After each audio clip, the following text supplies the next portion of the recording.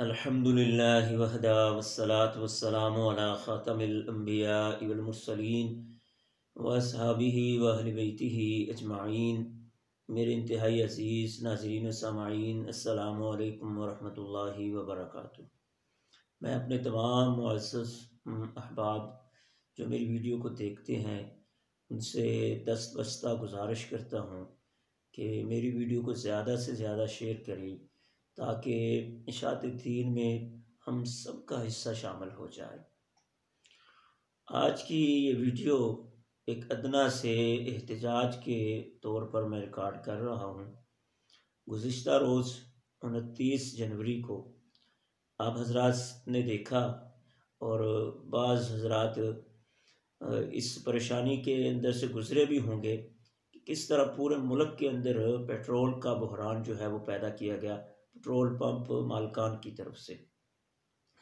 کہ سب سے پہلے تو یہاں پر یہ مسئلہ آپ سمجھ لیجئے کہ ایک پرانی چیز آپ کے پاس پڑی ہوئی ہے پرانے ریٹ والی، آگے کمپنی یا حکومت اس کا ریٹ کیا ہے تبدیل کر دیتی ہے، بڑھا دیتی ہے، تو آپ نئے ریٹ پر اس کو بیچ سکتے ہیں، جائز ہے، شرعاً یہ بات ممنوع نہیں ہے۔ لیکن اتنا غبن فاحش کر دینا کہ عوام کیا ہے وہ ذلیل و خوار ہو جائے، عوام کیا ہے مشکلات کا شکار ہو جائے، یہ بھی جائز نہیں ہے کہ اتنی کثرت سے عوام کو مشکلات کا شکار کر کے پریشانیوں میں ڈال کے مصائب ان کو کیا ہے برداشت کرنے پڑیں صرف اپنے منافع کی خاطر، اپنے نفع کی خاطر، اور پھر اس پر کیا ہے جھوٹ بولا جائے۔ آپ حضرات نے دیکھا ہوگا کہ آپ پیٹرول پمپ پر گئے ہیں پیٹرول ڈلوانے کے لیے، آگے سے انہوں نے کہا جی پیٹرول ہے ہی نہیں، جھوٹ بولا ہے، حالانکہ اللہ کے حبیب علیہ الصلوۃ والسلام فرماتے ہیں التاجر الصدوق الامین تحت ظل العرش یوم القیامہ، او کما قال علیہ الصلوۃ والسلام، کہ جو سچا تاجر ہے، ایماندار ہے، قیامت والے دن اللہ اس کو اپنے عرش کا سایہ عطا کریں گے۔ اور دوسرے مقام پر فرمایا تاجر الصدوق الامین مع النبیین والصدیقین، کہ جو سچا تاجر ہے، امانت دار تاجر ہے، قیامت والے دن وہ نبیوں اور صدیقین کے ساتھ ہوگا، او کما قال علیہ الصلوۃ والسلام۔ لیکن جھوٹ بولا گیا جی پیٹرول ہے ہی نہیں۔ جو ہی حکومت کی طرف سے اعلان ہوا کہ قیمتیں بڑھا دی گئی ہیں، فوراً تیل آ گیا ہے، فوراً پیٹرول پمپ چالو ہو گئے ہیں اور انہوں نے کیا ہے نئی قیمت پر ریٹ کیا ہے نئے ریٹ پر تیل دینا شروع کر دیا ہے۔ جھوٹ بھی بولا گیا، اور جس طرح کہ وہ آتا ہے کہ اکبر بگٹی کسی زمانے میں جب زندہ تھا تو وہ جب اپنے علاقے میں کسی کے گھر جاتا تھا تو لوگ اس کی گاڑی کے آگے گھاس ڈال دیا کرتے تھے،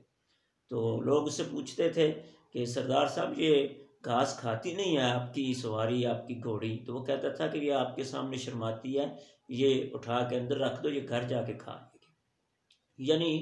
یہ واقعہ بیان کرنے کا مقصد یہ ہے کہ اس نے اپنی عوام کو اتنا جاہل اور للو بنا دیا ہوا تھا کہ جو مرضی کر لو، وہ عوام ٹس سے مس نہیں ہوتی تھی۔ تو اس میں ہماری اپنی بھی کوتاہیاں ہیں، غلطیاں ہیں، ہماری اپنی بھی کمزوریاں ہیں کہ ہمارے اوپر جس طرح کے حالات طاری کر دیے جائے ہم کیا ان کو کیا ہے برداشت کر لیتے ہیں۔ اور قرآن کے اندر اللہ کی ذات نے واضح طور پر ارشاد فرمایا ان اللہ لا یغیر ما بقوم حتی یغیروا ما بانفسہم، جب تک ہم اپنی خود حالت کو بدلنے کی کوشش نہیں کریں گے ہمارے حالات تبدیل نہیں ہو سکتے۔ اور باوجود اس کے کہ اپنے ہم حکمرانوں کو دیکھیں کہ وہ کس طرح برابر اسی طرح اپنی مراعات لے رہے ہیں، برابر اسی طرح اپنی تنہائیں بھی لے رہے ہیں، عوام اور ملک کا کتنا احساس ہے ہمیں اب نظر آ چکا ہے، لیکن اس کے باوجود ہم ان کے استقبال بھی کر رہے ہیں، ان کو سونے کے تاج بھی پہنا رہے ہیں اور زندہ آباد کے نعرے بھی لگا رہے ہیں۔ تو جب تک ہمیں اپنی حالت کے بدلنے کا خود فکر نہیں ہوگا اور اس کے لیے ہم نکلیں گے نہیں، ہماری حالت کبھی بھی تبدیل نہیں ہو سکتی۔ اللہ سے دعا کرے اللہم اعز الاسلام والمسلمین فی الپاکستان، اللہم انصر الاسلام والمسلمین فی الپاکستان۔ اللہ کی ذات ہمیں نیک اچھا حکمران عطا فرمائے، اللہ کی ذات ملک پاکستان کی مشکلات کو مصائب کو کم کرے اور ملک پاکستان کو لوٹنے والوں کو دنیا کے اندر ہی نشان عبرت بنا دے۔ وما علینا الا البلاغ المبین۔